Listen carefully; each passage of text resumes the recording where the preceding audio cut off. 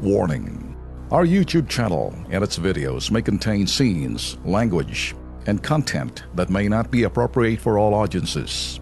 These videos include surveillance footage, undercover pursuit of suspects, actual police and rescue operations, and fearless confrontations.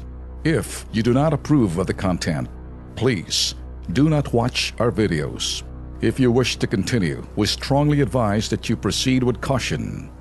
Viewers' discretion is advised. Mga pedestrian po, lakas loob pong nakipagpatintero sa mga sasakyan, makatawid lamang. Ito po'y banda ho to ng yung sa circle ho to.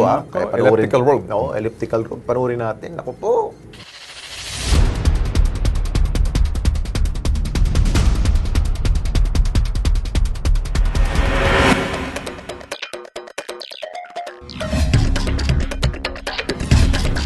Elliptical road sa lungsod ng Quezon. Dagsa mga sasakyan, kaliwat kanan ang arangkada ng mga motorista.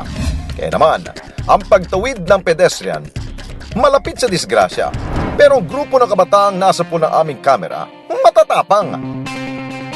Nakipagpatintero kay kamatayan. Prenteng-prente sa kanilang pagtawid na tila galing pa sila sa pakipag-date. Habang ang dalawang magpartner, ginawang luneta ang circle. Tinalo ang makalumang pakipag-date. Holding hands while crossing. Delikado yan! Mga ihat iho, may underpass na ginawa ang lokal na pamahalaan ng QC para gamitin nyo at pakinabangan. Mga traffic enforcers sa lugar, bakit nyo ito hinahayaan? Kilos pronto, bantayan nyo ang lansangan para aksidente maiwasan. Alam mo, Lex, hindi ko pwedeng masisi yung mga tao na nakipagpatentero sa elliptical road. Kasi maraming proposal na dyan, kung nakikinig sana sa ating sa circle, ayaw nila magpalagay ng footbridge. Yeah. Kasi nakakasira daw ng sinasabing tanawin, ng view.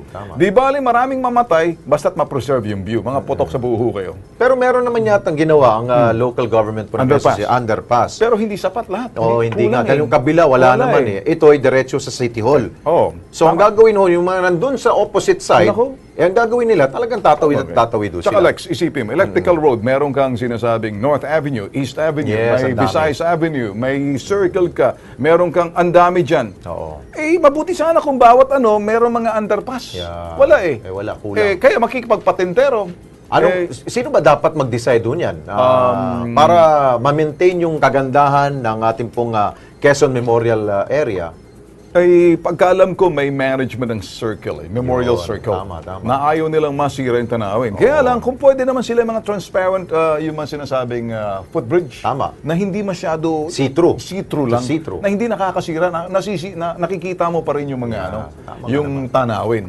Kaysa naman ilagay mo sa alanganin yung mga tao. Kaya napipilitan sila. Maraming namamatay na dyan. Totoo. Tinatamaan. Kaya, Siguro pag-isipan, pag-aralan po ng local government po ng Quezon City. Sir, try nyo lang ho. Baka pwede hong magawa ng paraan po dyan. Nagawa ng footbridge. Okay.